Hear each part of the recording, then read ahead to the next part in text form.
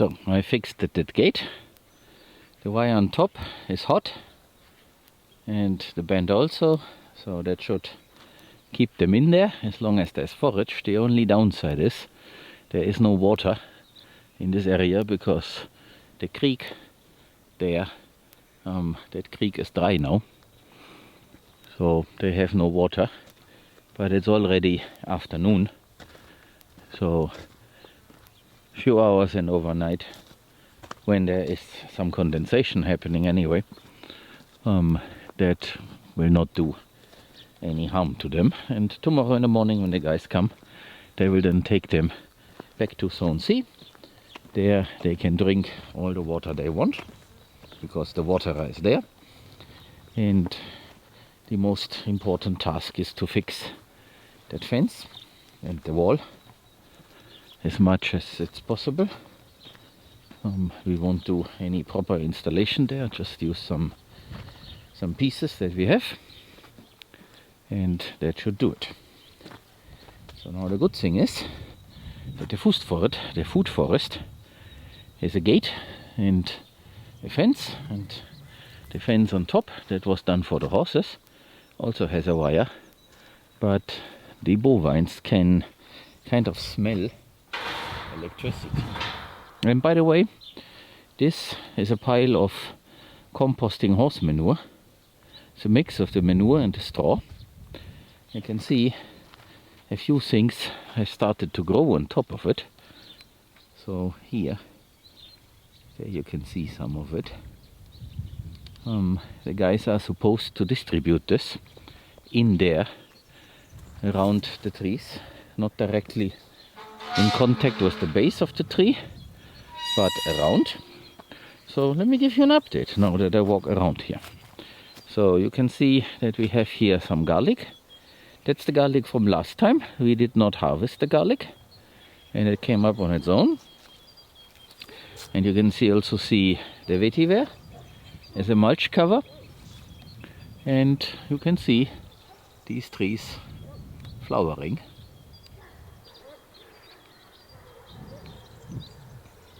So they did not produce anything.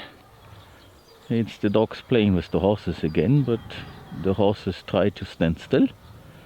So that, see? Oh, here. Now they stopped barking. So it's working. So what I wanted to say is, these trees have not produced any fruit yet. Maybe this time. I have no idea what the reason is. Might be they are too young, or they did not get pollinated. I doubt that, because all the peach trees with the purple flowers, they produced fruit. So pollination is probably not an issue. And after all, these two kinch, they also produced.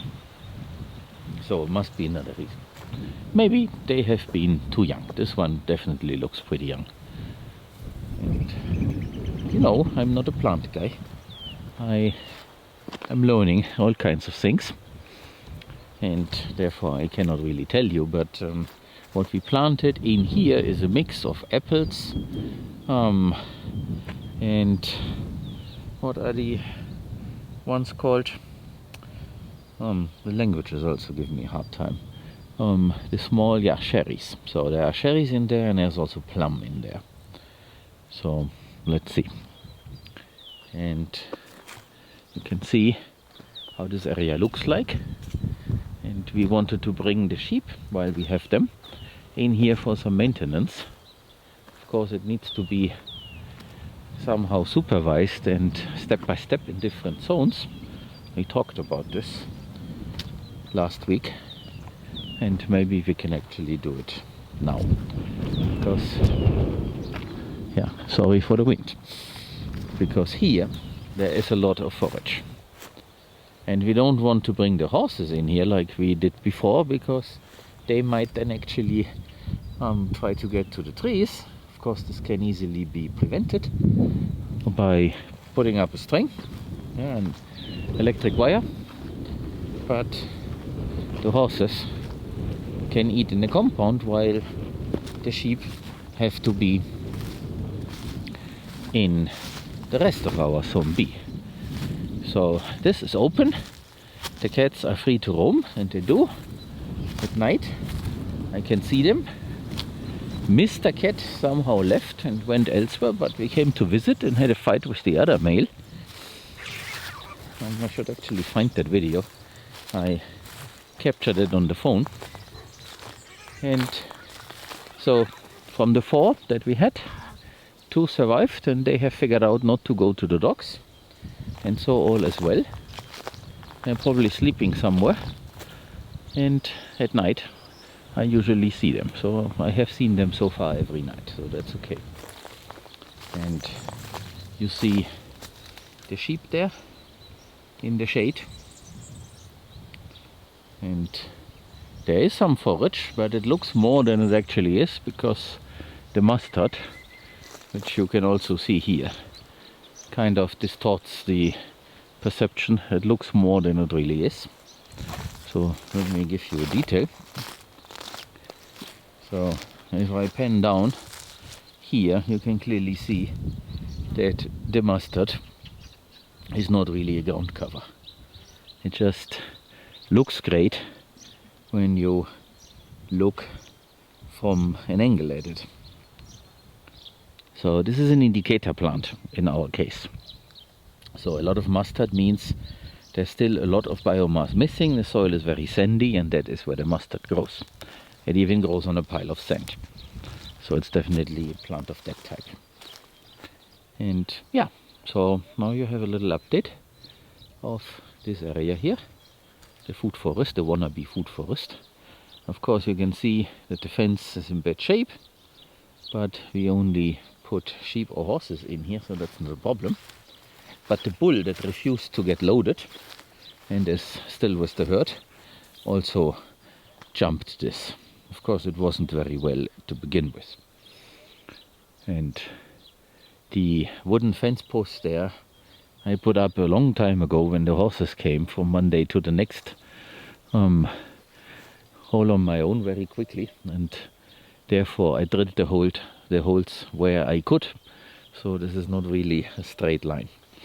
But you see there in the back, there are Seka fence posts, and when that was started, they wanted to also set up one here. This will happen because this area should be used for grazing, but I guess now we will use this area for our chicken experiment. So once we have the first chicken tractor, then we will do this here, because it's very easy. So at a weekend I just go out of the door of the house, go here and move the chicken tractor.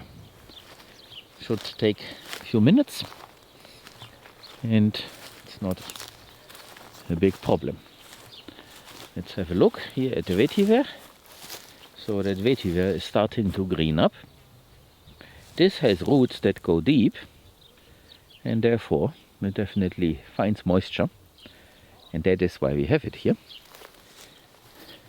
And of course we are growing the mulch, and the plan is, see down there there's also moisture, but this does not get water from anywhere at the moment, because we modified how the system works here. We should find a way to somehow refill it, but okay, that's a different topic. So what I wanted to tell you is, we can take one of these vetiver plants out, chop it up into 50 slips, and then we can plant those slips elsewhere, like on the other side or on the other side of that berm. And the idea is that every row that you see there, every row here, should have vetiver on both sides.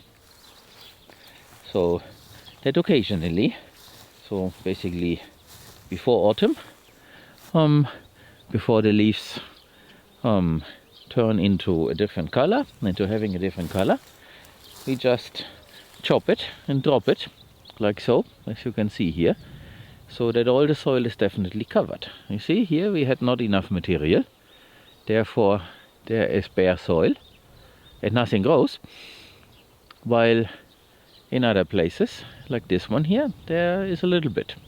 that is coming up through the vetiver. So the idea is to do this consistently and really fill the whole area. And then it looks more like that. And the more we do, the better the soil around the trees will become.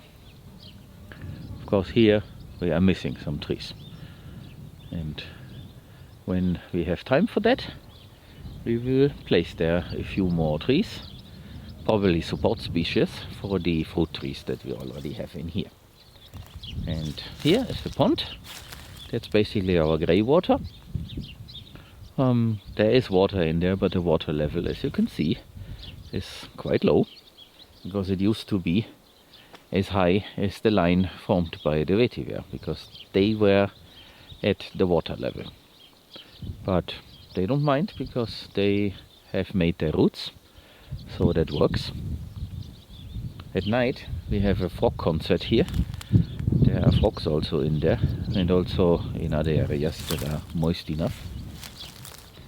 And now you missed one jumping. See, they have been outside, and now that I walk I scare them and they jump into the water. So there is more greening up happening here. I have to be careful not to fall. And the reason why I come here is, so this is where we had the chili, and we are not sure whether it's not yet time for the chili to come back up, or the chili died from the frost. Right now there is no immediate plan to do something, so this, the way it looks, it could be that it's dry and dead, but if I try to lift it, I cannot. So that's probably a positive sign. So this can be a multi-year plant, but also can be annual, depending on the temperature. And if it died because of the few days of frost, then that's the way it is, and we plant something else. You guys have not been buying the chili. We had it in the shop. Of course, by now the chili has gone bad that we had in the bags, because it won't stay fresh in a vacuum sealed bag for long. That is why I mentioned the last time freeze drying and other things. And yes, thanks, there is this idea to just make a simple structure with some window glass. And yeah, we might actually do this in a first step, but it's further down on the long list of things. The horses wanted to change location, and the dogs are trying to hurt them, which means stay here. Don't wander off. But the horses do what they want, and eventually the dogs give up. We had this before.